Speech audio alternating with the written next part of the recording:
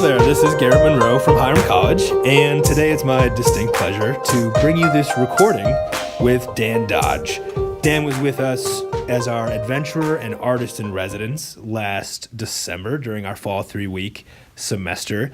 He gave a series of talks and workshops and even did some co-teaching around campus. He led some hikes, and we sat down to talk about his experience after leading these experiences and also talk about where he's off to next and kind of his vision and how it fits in with what we're exploring here at Hiram with mindful technology and Tech and Trek. I hope you enjoyed the conversation. I really enjoyed having it with Dan and getting to know him.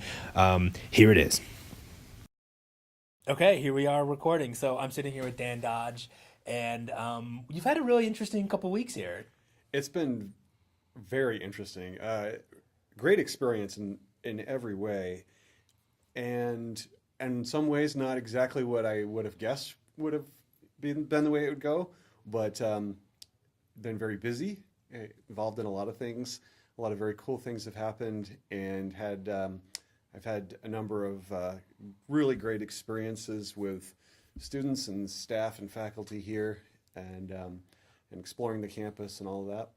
I wanted to ask you about kind of the origin story of you coming here as the artist and adventurer in residence, and kind of how you heard about Hiram or how this whole thing started. Sure. I love the title Artist and Adventurer in Residence because I'm pretty sure that was just made up on the spot. I don't think you'll find that at other schools. So I'll try to do a reasonably brief version of this story. I was hiking the Pacific Crest Trail this past summer, which for those of you who may not be familiar with the Pacific Crest Trail, it's a 2,653-ish mile trail that goes from Mexico border to Canada through California, Oregon, and Washington. So that was my big adventure of the summer, was spring, summer, and fall. It was almost 6 months to do the whole thing. While I was in California, not far from Lake Tahoe, it was during the 4th of July holiday time period. It was actually the 5th of July, hiking into Donner Pass, the Donner Pass, for those of you who are familiar with history there. And I needed to get to Truckee to get food supplies because I was out of food. There was lots and lots of people there hiking because it was nice weather. It was a holiday time period and all of that. Lots of locals and tourists and that sort of thing. And I'm cruising on through with my big old backpack and that. I met a couple at the kind of at the trailhead who ended up offering me a ride into town, which turned into an invitation to a barbecue, which turned into an invitation to spend the night and have breakfast and get a shower and all of that. That couple that I met was Hiram President Lori Varlotta and her husband. And in the course of conversation, I told them about kind of what I do in adventuring and trying to capture it in photos and share those hopefully in a way that's meaningful to people and that reaches them. And sometime later on in my hike, Lori sent me a message asking if I'd be interested in coming to Hiram when I was done. And so I said, yeah, that sounds really interesting. And we kept the conversation going. Kind of didn't really finalize any details for a while. We weren't sure exactly what it would look like. But then after I finished, we kind of got down to the nitty-gritty of what kinds of things I could do here and made some definite plans, and here I am. But so you guys literally just cross paths? Literally just cross paths on the trail. Wow. And I asked them if they could tell me which way to go to get into town, and they gave me the information, and I said thank you because I need to go into Truckee to get some food. And they said, well, we're headed that way, so you might as well ride with us. I said, thanks. That saves me having to stand out there with my thumb up, hoping to get a ride. And and then ended up, just having a really, really pleasant evening. They had some other friends over, and we had a barbecue and had just lots of great conversation, and went from there. I just love how it kind of shows how you and also Dr. Varlotta really just live Tech and Trek. And how this thing sort of emerged that way. Did she bring up at all Tech and Trek when you guys met? She was talking about it a little bit? She was talking about a little bit what was going on with Hiram College and the New Liberal Arts and Tech and Trek.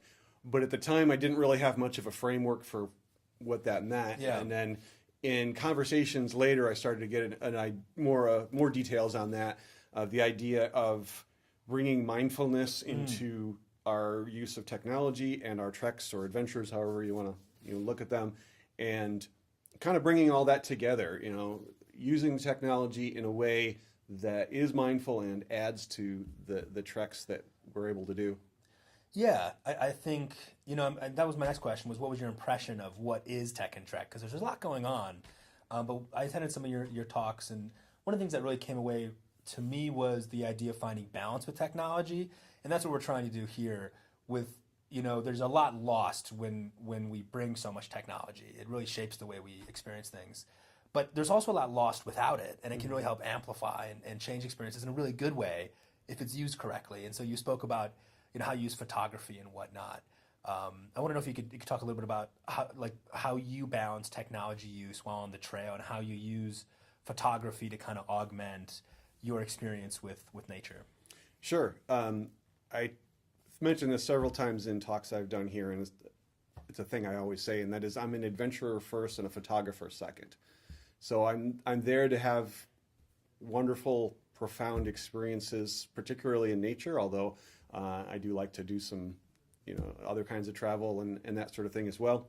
But my main thing is backpacking and hiking long distance and being out in nature, where the nature is very real and very big. That's incredibly important to me, and I would even say, in a certain way, it's spiritual. And I want to share that as much as I can with other people. And so photography is how I choose to do that. It's not the only kind of technology I use, though. I use a lot of things that are just really handy for what I'm doing. For instance, if you're a long distance hiker, there's certain apps you can get for your phone that make it way nicer than what we've traditionally used for that sort of thing, of like guidebooks that are heavy and bulky and maps and all of that.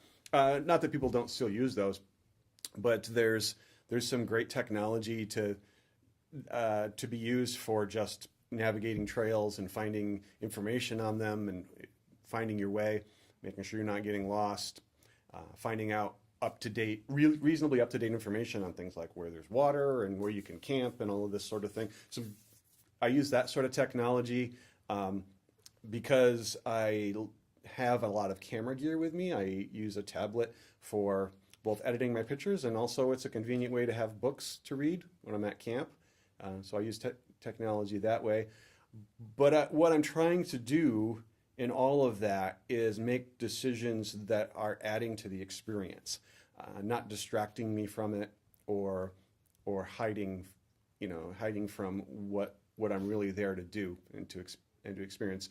And if I can do that, if I can really be present in what's going on in the hike and seeing the surroundings from the big, huge open scenes of mountains and whatever down to small little things that catch my attention, like, butterflies and bees on flowers and cool looking little fungus growing on logs and stuff. I love to photograph those kinds of things. If I can really be connected to all of those and then capture some of that in photos, then I feel like this is what I'm here for. This is working well. Instead of maybe choosing to be distracted by playing games on my phone, when I'm sitting next to a stream somewhere, or some other things I could do that would be maybe a distraction from that, from those experiences. Yeah, you spoke, the talks I attended, you used your photography as emblems to sort of deliver a message and speak really powerfully. They were these sort of artifacts, these digital artifacts you captured. One of the ideas we talk about with teaching and learning and technology, and particularly mindfulness, is reflection, and how we can use the iPad, which is what everybody at Hiram has. We have this one-to-one program, which is Tech and Track. Everybody has the iPad Pro, and of course, famously, a pair of hiking boots. That is the symbolic Tech and Track. But what's cool about the iPad is that it's mobile. It can go places that a laptop or another device that a lot of schools give students can't go. And so what we've been talking about with teachers, what we're finding is that they use it to capture video or audio or photography, and it's not always that in the moment, in the field, when they're out there having the experience, that it can augment that experience. And this is sort of the classical problem, is that when people have cell phones everywhere, they're brought out of the moment. It interrupts presence and it interrupts mindfulness. And this is sort of that real worm at the core of technology and mindfulness, is that oftentimes it does interrupt things. But to use it for reflective practices, it can really enhance reflection and really improve memory. And for learning purposes, create kind of anchor points for people to think about what did happen in that experience, and to kind of revisit those and also reshare them. Like, I think about how you share your photography with us, which really helped tell the story better. And I don't know if you have anything you want to share about how you've used photography in terms of mindfulness or reflection personally. Yeah, so like anybody else who takes pictures, sometimes the photos work and sometimes they don't. Yeah. I take a lot of pictures, and I'm not going to tell you that every one of them just absolutely nails what I was trying to go for. But the ones that do are the ones I keep coming back to. And maybe they're not even the most technically perfect pictures, but they were honest. They were authentic pictures, because I was having a great experience or fascinated by something, and then without stepping out of that, I was able to bring in a camera and get a little glimpse of that. But I think the important order of things is to be fascinated with what you're seeing. I always say be in love with it, be in love with everything you see out there, and be excited about it. And then once you've had the emotional reaction, then you can maybe give some thought to how you could share that in a photo, if that's the thing that you're interested in doing. And a lot of people aren't interested in necessarily capturing much photography when they're out doing an adventure, and that's fine. But if you're going to use a device of some sort, I think the order of things matters. Like, be connected, have that emotional reaction to what you're doing, and then introduce the technology into that as part of that experience, and then you can kind of keep in those moments. For me, that shows up in photos. One of the pictures I shared was a very poorly done selfie of me with a wild pony that was walking up to me, and somebody said that both the pony and me just look incredibly happy in that picture. Yeah. and when I look at that,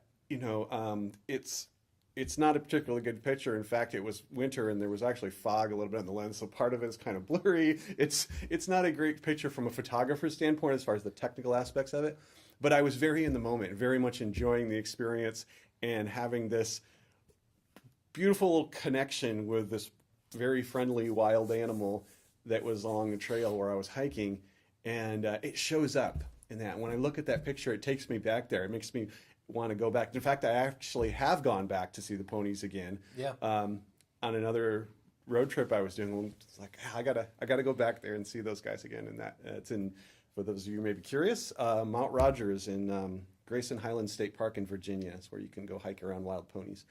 But things like that bring those memories and experiences back.